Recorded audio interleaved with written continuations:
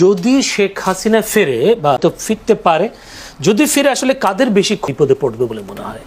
দেখেন, সে নিজেও বেশি বিপদে পড়তে পারে, হতে পারে অনেক কিছু।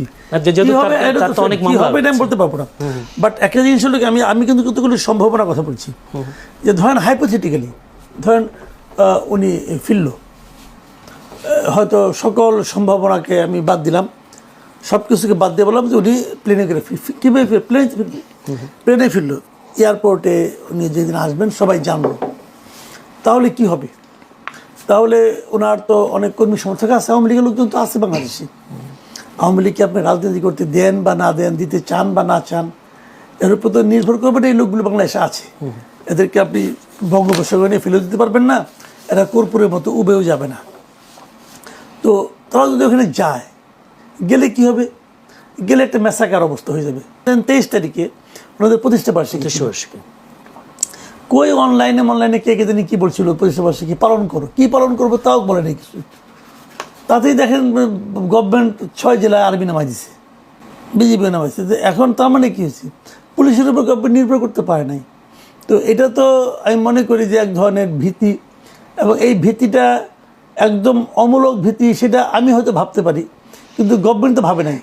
এখন নামে গভর্নমেন্ট কিন্তু তার শক্তিমত, তার পরিচয় দিচ্ছে, তারা এতটুকু ভয় পাইছে। এখন যদি শেখ হাসিনা চলে আসে, তাহলে গভর্নমেন্ট কী করবে?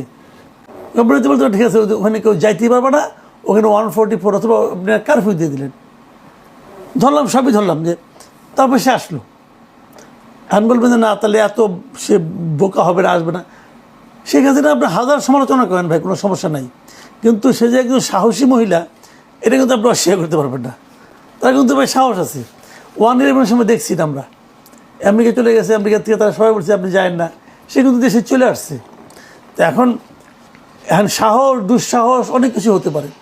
ধরলাম এই সাহসটা তার জন্য ক্ষতিকর, ধরে নিচ্ছি কথার কথা, ক্ষতিটা কী হবে? তাকে নিয়ে আপনি জেলে ঢোকাবেন, ঠিক আছে, ঢুকালে পরে কী হবে? তাহলে ফাঁসি দিয়ে দিবেন, কারণ তার মধ্যে তো ফাঁসি রায় আছে, অথবা আপিল হবে। আপিলের দিন পর্যন্ত এখনও হবে কিনা আমি জানি না, ডিসেম্বরে আসলে বোধহয় আপিলের মেয়াদ থাকবে কিনা আমি বলতে পারবো না, মনে হয় থাকবে না। তাহলে আপনি তার ফাঁসিতে চড়াই দিলেন, হবে, তারপরে কিন্তু সহজ কিছু হবে না। তারপরে যেটা হবে, সেটার আফটার ইফেক্টে কিন্তু গভর্নমেন্টকে ভাবতে হবে। বাংলাদেশে একটা অস্থিরতা আর কতদিন চলবে ভাই? কাজেই আমি জানি না উনি কেন এগুলি বলেন, কেন বলেন না, অথবা সরকার কীভাবে হ্যান্ডেল করবে, আমি এগুলি বলতে পারবো না। কিন্তু একটা জিনিস হলো কি জানেন,